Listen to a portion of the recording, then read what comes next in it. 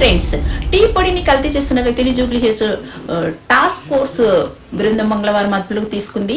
పోలీసులు తెలిపిన వివరాల ప్రకారం సనత్ నగర్ ప్రాంతంలో సింథటిక్ రసాయనాలు ఉపయోగించి టీ పొడిని కల్తీ చేస్తున్నట్లు విశ్వసనీయ సమాచారం మేరకు టాస్క్ ఫోర్స్ బృందము దాడులు చేపట్టింది. సనత్ నగర్ పోలీసులతో కలిసి చేపట్టిన దాడిలో ఫతే నగర్ లో నివాసం ఉంటున్న జగన్నాథ్ బిష్ణోయ్ టీ పొడిని కల్తీ చేస్తున్నట్లు గుర్తించారు. అతన్ని అదుపులోకి తీసుకున్నారు పోలీసులు.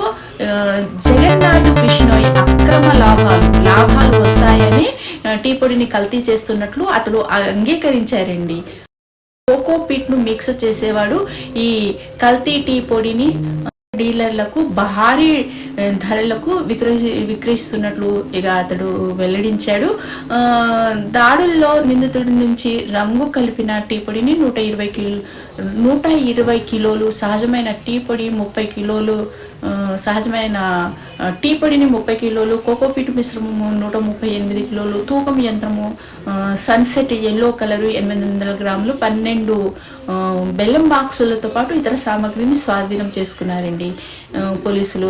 ప్రజలు టీ పొడిని కేవలము గుర్తింపు పొందిన విక్రేతల నుంచి కొనుగోలు చేయాలని, ఆహార కల్తీకి సంబంధించిన ఏవైనా అనుమానాలు ఉంటే సంబంధిత అధికారులకు తెలియజేయాలని, ఫిర్యాదు చేయాలని పోలీసులు తెలిపారండి. మీకు ఏదైనా సమాచారం తెలిస్తే వెంటనే సంబంధిత ఫుడ్ సేఫ్టీ అధికారులకు మీరు ఫిర్యాదు చేయొచ్చు. మీరు తప్పకుండా చెయ్యాలండి అసలు, ఎందుకంటే ప్రాణాలతో చెలగాటమాడుతున్నారు. మొన్న పాలను కల్తీ చేశారు, ఎంతమంది చనిపోయారో చూశారు, డయాలసిస్ తీసుకుంటున్నారు, ఇంకా వెంటిలేటర్ పైన ఉన్నారు.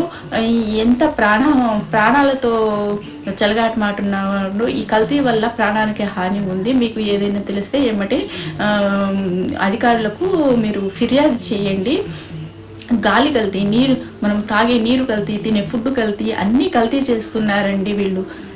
ఎందుకంటే లాభం, ధనార్జన, ఈజీ మనీ సంపాదించడం ఎలా, అది అసలు కష్టపడకుండా ఈజీ మనీ ఎలా సంపాదించాలని ఇలాంటి పనులు చేస్తూ ఉంటారు. ఇది చాలా ప్రాణానికి హానికరము. మీరు ఏదంటే అది తక్కువగా వస్తుంది కదా అని కొనుక్కోకండి. చూడండి ఎట్లా కనిపిస్తుంటాయి, తలతల మెరుస్తూ ఉంటాయి. కెమికల్ కలిపి పాడకుండా ఉండడానికి కెమికల్స్ కలుపుతారు. ఇంకా ఏంటంటే పండకుండానే తెచ్చి దాన్ని పండించడానికి కూడా కెమికల్ని పొట్లాల్లో కలిపి పెడుతూ ఉంటారు.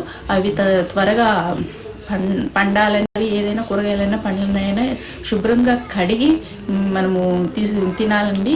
ఇప్పుడు రైస్ కల్తీ, గుడ్లు కల్తీ, నూనె నెక్స్ట్ వీడియోలో కల్తీ టీ పొడిని గుర్తించడం ఎలా చెప్తాను. ఏంటండి